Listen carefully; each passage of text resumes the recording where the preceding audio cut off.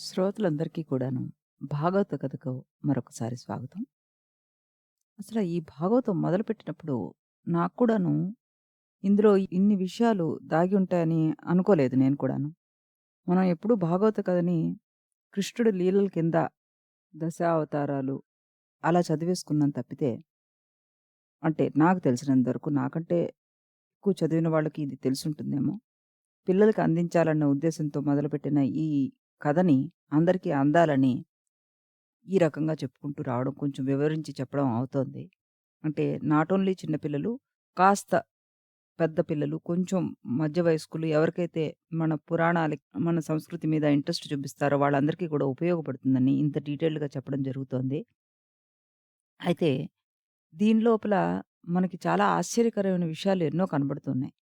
ఏంటంటే, ఎక్కడో Vasco da Gama ఒక దేశాన్ని కనుక్కున్నాడు అన్నది మనం గొప్పగా మన పాఠ్యపుస్తకాల్లో చెప్పుకోవడం జరుగుతోంది గానీ, మన ఋషులు వాళ్ళు కూర్చున్న స్థానంలోనే కూర్చుని మొత్తం ప్రపంచం యొక్క ఆస్ట్రోనామీ గాని, భౌగోళ స్థితి గాని, జియోగ్రాఫికల్ ఫీచర్స్ గాని ఎంతో అద్భుతంగా వివరించి పుస్తక రూపంలో మనకు అందించారు. వాటన్నిటిని మనం ఏమాత్రం కూడాను ఇంట్రెస్ట్ చూపించకుండా నిర్లక్ష్యం చేస్తూ, వాటిని ఎద్దేవా చేస్తూ, అన్నీ మరుగున పడేలా చేసుకుంటూ పోతున్నాం.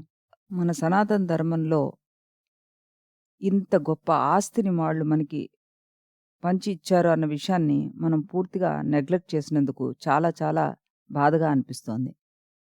ఆసక్తి ఉన్న శ్రోతలందరూ కూడాను ఈ విషయాన్ని కాస్త జాగ్రత్తగా గమనించి, మీకు వీలైనంత దీని గురించి తెలుసుకొని విషయాల్ని, వాటిని ఇంకా కొంతమందికి అందచేయగలరని ఆశిస్తున్నాను నేను. ఇకపోతే నిన్న మనం కథలో ఎక్కడి వరకు చెప్పుకున్నామంటే, ఈ సప్తద్వీపాలు మన ప్రియవ్రతుడి రథం జాడలతోటి ఏర్పడ్డాయని, సప్త సముద్రాలు ఏర్పడ్డాయని, అందులో ఒక ద్వీపం అయిన జంబూ ద్వీపం, ఆ జంబూ ద్వీపంలో భరతవర్షం గురించి చెప్పుకున్నాం మనం. ఆ తర్వాత మనకి ఇంకా 6 ద్వీపాలున్నాయి. ఈ 6 ద్వీపాల గురించి మనం ఈరోజు తెలుసుకుందాం. ఇది అనవసరం, మనకి వేస్టు అని అనుకోకుండా, ప్లీజ్ కైండ్‌లీ మీరందరూ కూడాను జస్ట్ ఒక కథ వింటున్నట్టుగానే వినండి. ఎక్కడో ఎవరికో ఏదో ఒకటి స్ఫురింపక మానదు. దాని గురించి ఒక ఒక అద్భుతం జరగొచ్చు తర్వాత. కాబట్టి కాస్త దయించి మీ పిల్లలకు కూడా వివరణగా చెప్పండి. ఆ చెప్తూ ఉండడంలో మీరే ఏదైనా రిసర్చ్ చేయొచ్చేమో ఎవరికీ తెలీదు. కాబట్టి కైండ్లీ మీరందరూ కూడాను నాకు తెలిసిన దాన్ని నేను ఎన్నో పుస్తకాలు వెతికి ఈ ఇన్ఫర్మేషన్ అంతా కూడాను అందించడానికి ట్రై చేస్తున్నాను. కొంతమంది పుస్తకం చదవడానికి ఇష్టపడరు. అలాంటి వాళ్ళకి ఇదేమైనా ఉపయోగపడుతుందేమో అనన్న చిన్న ఆశతోటి ఇలా మొదలుపెట్టాను. టూకీగా కథ చెప్పేసి వెళ్ళిపోవాలంటే వెళ్ళిపోవచ్చు. కానీ నేను కాస్త వివరంగా, నాకు సాధ్యమైనంత వివరంగా చెప్పడానికి ట్రై చేస్తున్నాను. దయించి ఓపికగా వినగలరని ఆశిస్తున్నాను. అయితే నిన్నటి కథలో మన సుఖమహర్షి పరీక్షిత్ మహారాజుకు భాగవత పురాణంలో ఈ ద్వీపాల గురించి చెప్తున్నారు కదా! ఈరోజు ఇంకా ఆయన ఏం చెప్తున్నారంటే, "ఓ పరీక్షిత్ మహారాజా! నీకు జంబూ ద్వీపం తర్వాత పక్షద్వీపము మొదలగు 6 ద్వీపాల గురించి వివరిస్తాను. ఈ జంబూ ద్వీపం చుట్టూ సముద్రం ఉంది. అలాగే ప్లక్షద్వీపం చుట్టూ కూడా సముద్రం ఉంది.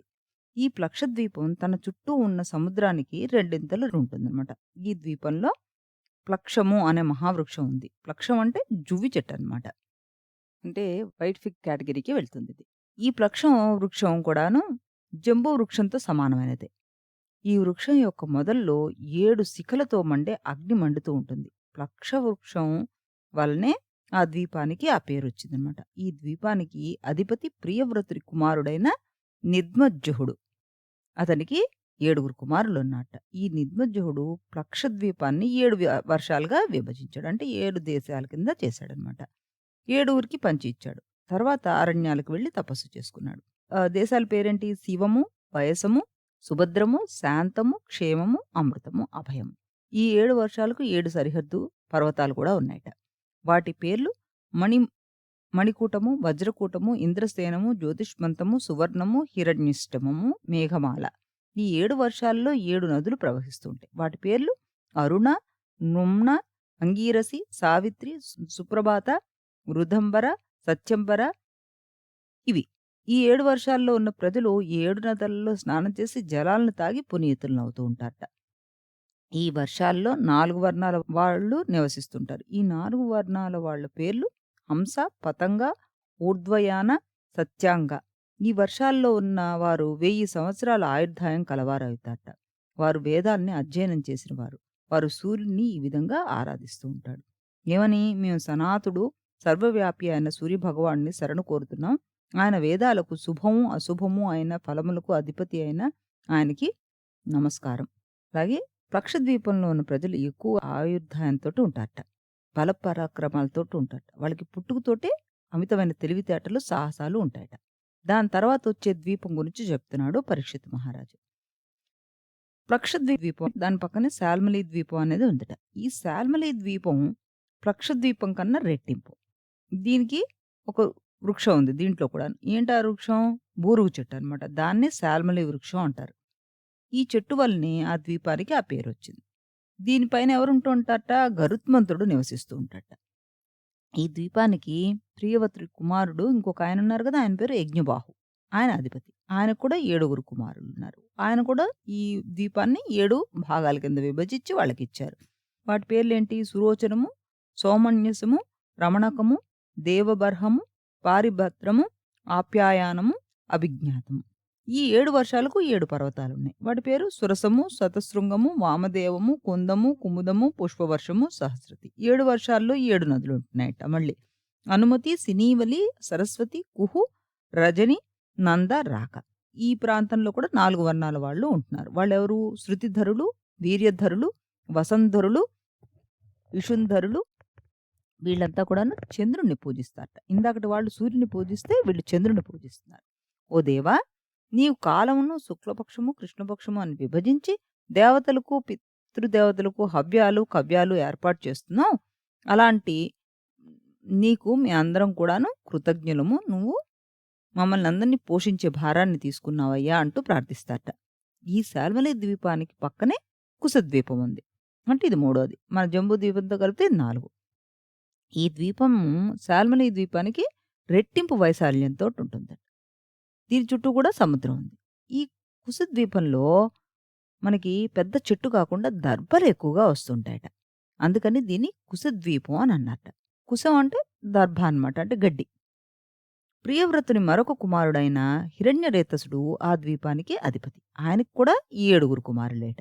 వారి పేర్లు వసువు, వసుధానుడు, దృఢరుచి, నాభిగుప్తుడు, సుత్యవ్రతుడు, వివిక్తుడు, వామదేవుడు, హిరణ్యరేతసుడు.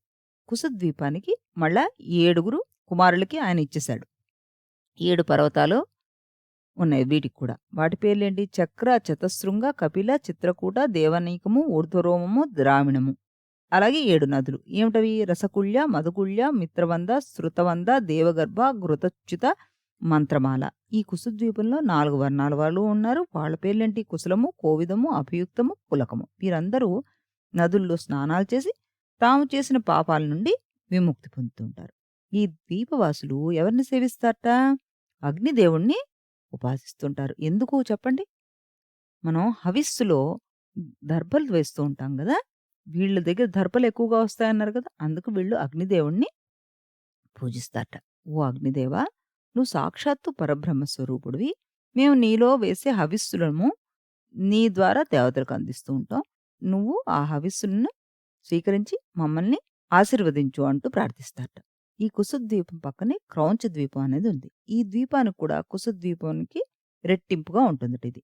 ఈ క్రౌంచ ద్వీపం చుట్టూ కూడాను యాజ్ ఇట్ ఈస్‌గా ద్వీపం అనగానే సముద్రం చుట్టూతో ఉంటుందనే కదా అర్థం. అలా ఉంది. ఈ ద్వీపంలో క్రౌంచము అనే పర్వతం ఉంది. అందుకే ఈ ద్వీపానికి క్రౌంచ ద్వీపము అనే పేరొచ్చిందట.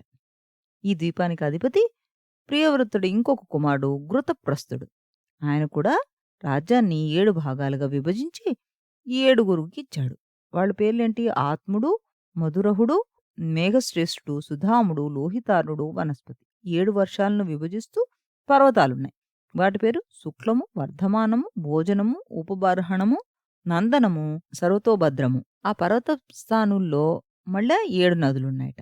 అవేంటి? అభయము, అమృతాగము, ఆర్యకము, తీర్థవతి, రూపవృత్తి, పవిత్రవతి, శుక్ల. వీటిలో కూడాను 4 జాతుల వాళ్ళు ఉంటున్నారు. ఎవరు వాళ్ళు? పురుష, ఋషభ, ద్రవిణ, దేవక. ఈ 4 వర్ణాల వాళ్ళు ఈ నదుల్లో స్నానం చేసి వాళ్ళు పవిత్రులవుతుంటారట. ఈ ద్వీపంలో ఉన్న ప్రజలకు నదులు, జలాలు దేవతలు. అంటే మనం ఇక్కడ చూడండి సూర్యుడు, చంద్రుడు, అగ్ని, ఇప్పుడు జలం. ఈ దేవతల్ని కీర్తిస్తుంటారట వాళ్ళెప్పుడూ కూడాను.